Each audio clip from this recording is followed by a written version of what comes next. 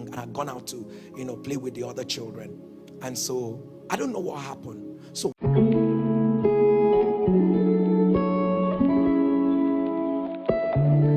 hello, welcome back everyone.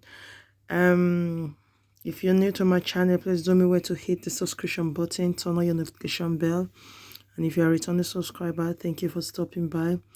In today's video, I'm bringing to you one of Pastor Jerry's preaching. I think it was the last Mother's Day's service he held with parents, and he gave a speech in regards to his late mom. And in between the program, you saw him. It was very emotional. He was even shedding tears. And if you see the faces of the congregation, they were shedding tears. It really got to them. It was really a time of sober reflection for Pastor Jerry Eze. It talked about how we as parents, we shouldn't just sit and bring kids into the world without doing some certain things.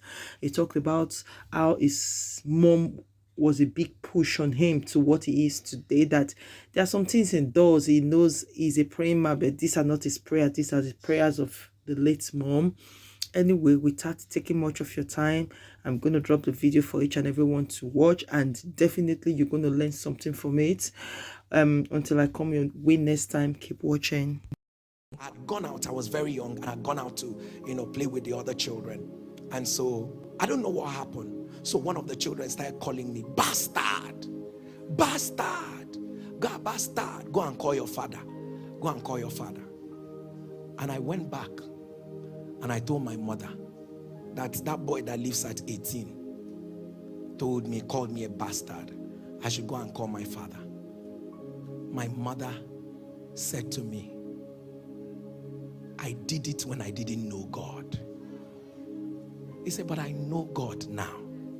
He said, what they called you is what they think of you. But what he called you is not who you are. My mother said to me, from today, God is your father. Listen to what my mother said. My mother said to me that his own father cannot give him everything he wants, because his own father does not have everything. He says, but your own father has everything and can give you everything. From that day till today, I don't even care who is who or who is not who. And I want to use this to encourage every single parent here. Never feel I can't raise a great child. Never feel that my children cannot turn out right. Look at Pastor Jerry.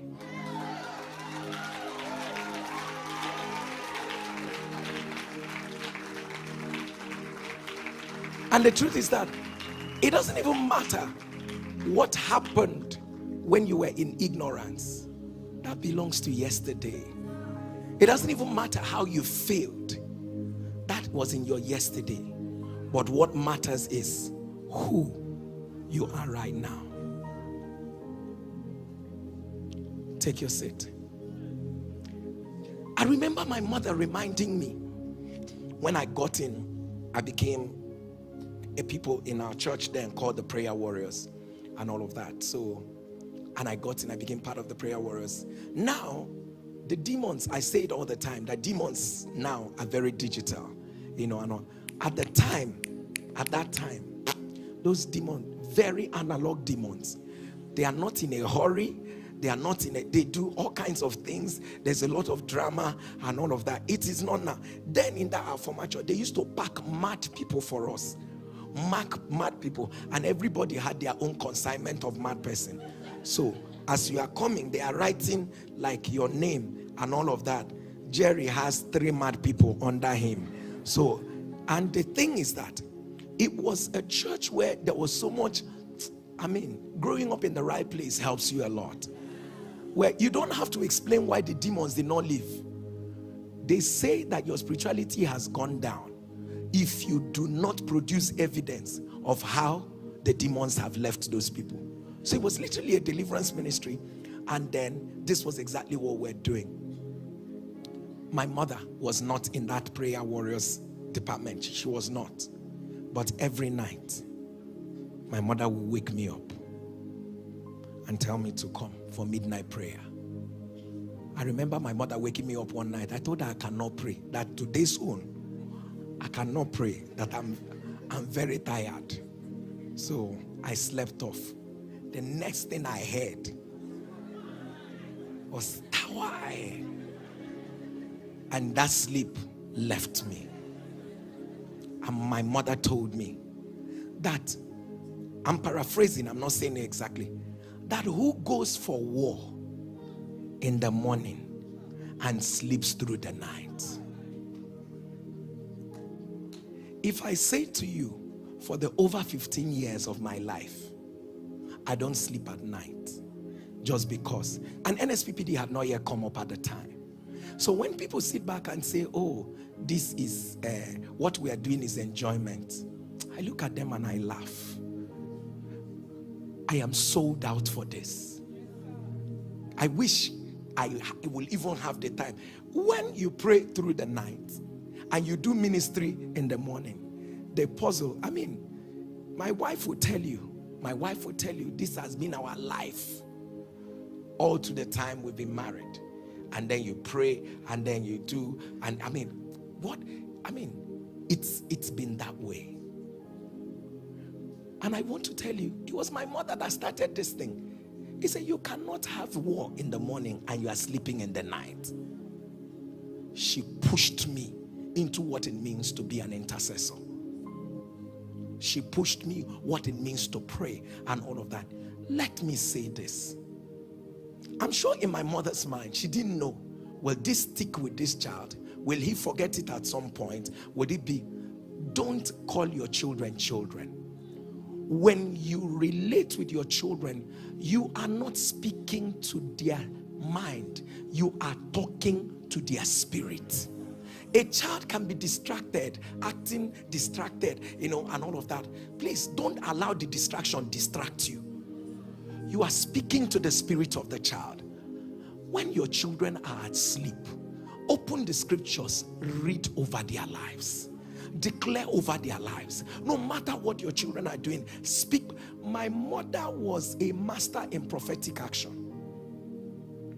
And I said it at the last women's program where I was speaking, and I said to them, my mother would, while she is frying in the kitchen and all of that, in a local kitchen, our local kitchen, with all that fire and all of that. So when I come into the kitchen, my mother would drag a stool, those kitchen stools, in the kitchen, and told me that I should sit at the seat of the kings. That I should sit at the seat of the kings. That this thing I am sitting now, where I am sitting now, is the seat of. Everything is prophecy for my mother. She prophesied over everything. Things that made sense, things that did not make sense. Everything is prophetic. People of God, every mother here, you have the pictures of your children. Prophesy. If you find their clothes anywhere, prophesy. Anything that is happening, prophesy. And I don't forget, and I just remembered it. Ordinary wooden kitchen stool. My mother called it seat of the kings. Why don't you call your own child's dress of the kings? Find something, and because they cannot fail. They cannot fail. They cannot fail. If you see when your own destiny came under attack, you can imagine what your children are going through right now. And half of it, they are not telling you. Half of it, they are not telling you. And I say this because my mother taught me. And my mother will tell me, don't eat when you go to people's houses. You know that time. Don't eat when you go to people's. It's not. And my mother will come back and then call me and say to me, you ate? I said, I did not eat. And then, because I don't used to lie, but I will lie, I said I did not eat. So if I told my mother I did not eat, my mother should agree that I did not. My mother said to me, you ate. My mother would tell me the time I ate. My mother would tell me what I ate. And that was the one that I registered in my heart. I picked it up with my daughter. As my daughter was going to secondary school, about 3 years ago, I told her, let me remind you, I can see. Anything you do, God will tell me. And she thought it's a joke. Now there we did now. Anything going on, God will tell me. And so I remember her going back to school after her first year, and I said to her, what is that one thing you will always remember about Daddy? He said to me, Daddy said, anything I do, God will tell you. And I remember her guardian making reference to that and all of that, that Samara will say to her and all of that, that my daddy can hear God though. I cannot do anything now, because if I do, God will tell my father. Beyond that, father, mother, can you have a relationship with God that God can tell you when your children are struggling? Can God even tell you what is about to happen in the future so that you can forestall it? It will not meet you like an emergency. Am I communicating? You know, there are things that happen in my life now. I know I pray, but there's some that will happen. I will tell myself, that's my mother's prayer. I know I pray, but there are things that will happen. When you see the way they will play out, I sit back and say, Kai, that is a broken woman's prayer. That is a broken. There was something, I've always shared this with you, how my mother, I got a job with a World Bank project on HIV and AIDS. And then I had even gotten a job with the UN. And I went to show my mother, and I said to my mother, our life has changed. I said, our life has changed.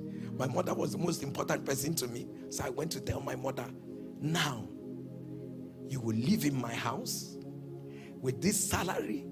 I will change everything. I was excited, telling my mom this, telling my mom that. My mom was so uninterested. I told her, why? She said, everything you are telling me is not what God told me about you.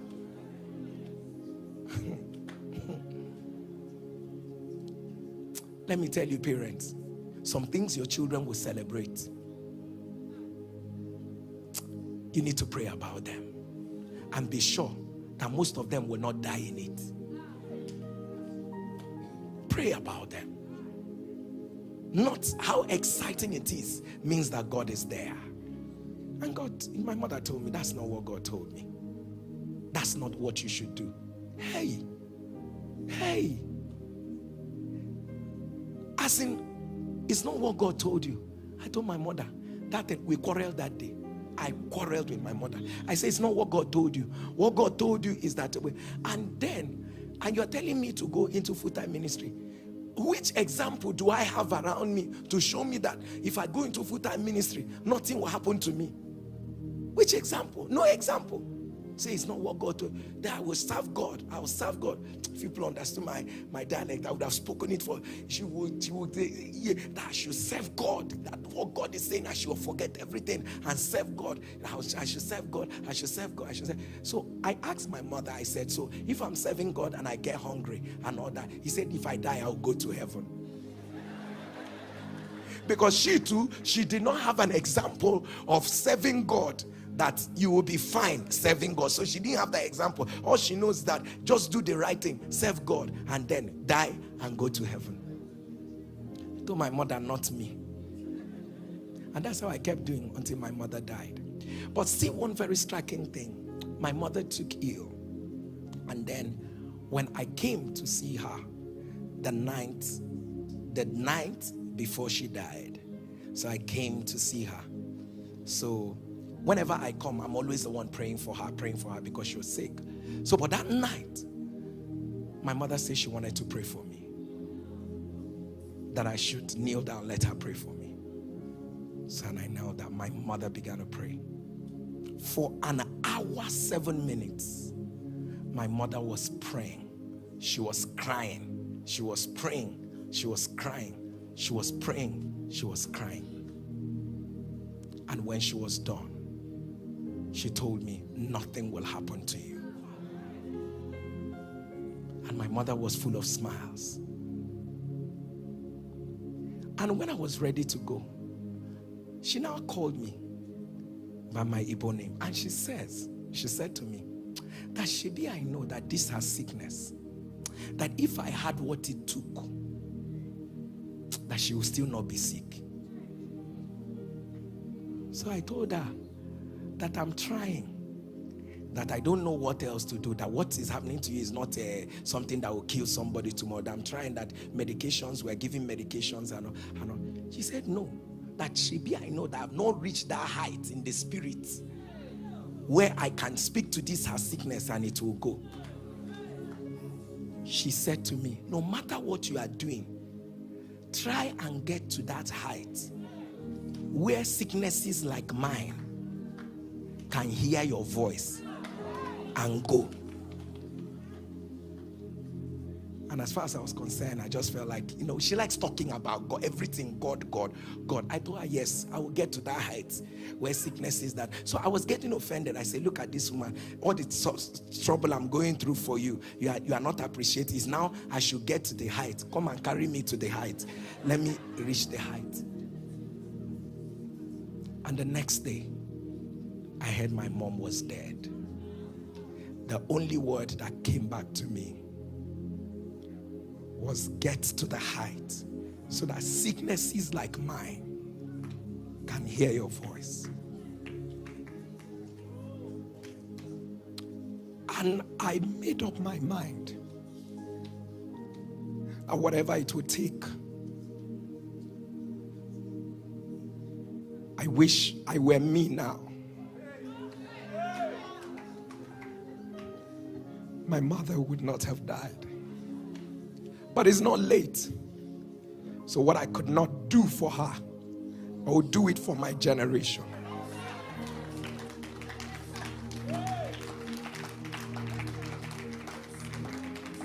So when people say to me, calm down, you're being too extra. You don't have to do all these prayers every night and all of that. I would never want it to be said that a man prayed and demons ridiculed your voice. Never. So, sir, it's about how your spirit man is stratified. There's a place where you grow. There are things that cannot withstand your voice. Many years ago, this voice could not make it happen. But I'm glad today that it's an endless journey of continuing. So my passion for what I'm doing, my mother was my treasure. And I want to tell every young person here, please take care of your mother.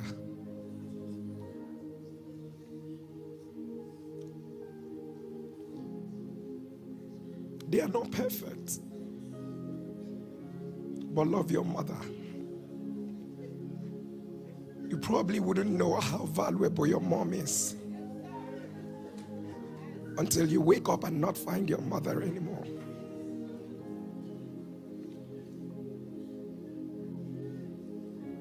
Love your mother. Take care of your mother. They don't have to ask you for you to give them. I know they can be quite a handful most times. They can complain. They can do. Just be nice. Be kind to your mother. Please be kind to your mother. Be kind to your parents as well. Be kind to, remember your parents. Remember them. Show them how much you care and how much, if God blesses you in whichever way, let your parents feel it. Let them feel that God has blessed you. Let them know that God, you see, if anything happens to you, the side chicks won't be there. If anything happens to you, I'm telling you the truth. It's so easy how people move on. But your parents will have a hard time to move on. It will scar them so much. I wish I spent more time. I didn't know my mom was going to die. I wish I spent more time. I wish I did more. And that's what I keep saying to myself.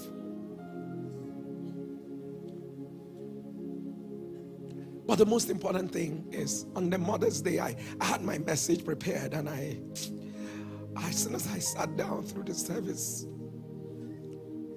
my heart was just in a mixed place. Not mixed because I remember my mother. No, that's not it. But I just wondered, a woman who didn't hear any message about parenting, a woman who didn't hear anything about how to raise a child like this could go out of, a woman who was even flawed in her own right, but still turns around to do something that could make it. What about us? With all we're hearing, with everything, God raised us all up to raise a different generation, a different breed from us. And it's easy to say, God, bring my spouse, bring the man that wants to marry me now, bring my wife right now. Are you even prepared to be that mother? Do you even have a prayer life that can sustain? I'm not talking about transactional prayer life. You're prayerful right now because there's something you desire that God should do. But hey, away from that, do I have a system? Do I know that this thing I'm getting into is a ministry of its own? And the proof of the ministry is how each and every one of these people will turn out. Don't forget what I said when my mother said, what I cannot do, which should be a prayer for every parent and would-be parent. Lord, what I can't do for my children, please be that for them. When I'm not there, what I can't teach, please teach my children. What I can't give them, please give them. And my mother said, that's the reason why I will hold your legs every night, and I will pray and I will cry, because she knew she was flawed and she knows there are things that she can't do. On a day like this, mothers, fathers, I want you to realize that nothing beats a mother or a father who is connected to the throne of God and who is ready to make the needed sacrifice. Every time I see people getting married and we celebrate testimonies on NSPPD, I always would ask myself another question. Are they ready for this ministry called parenting? What has God told them? What do they know about their children? Are they going to parent a child according to you are a child? Or am I parenting you according to your destiny? It's an error for your children to turn out to be teenagers right now, and you don't have one word. God has spoken to them. A few light years ago, I told my daughter what God said to me about her. And I told her that it's something that you need to pray and all. And this one, she came back on holiday. She told me, Daddy, let me share a dream I had with you. And she shares a dream with me. And she said, when she finished the dream, I said, wow, it's a dream that you need to pray about. And she reminded me and she said, Daddy, do you remember what you told me I said, I remembered, but I thought you had forgotten. He said, I've not forgotten, Daddy. And she said, please pray for me. I knew we were making a journey. It will all come together.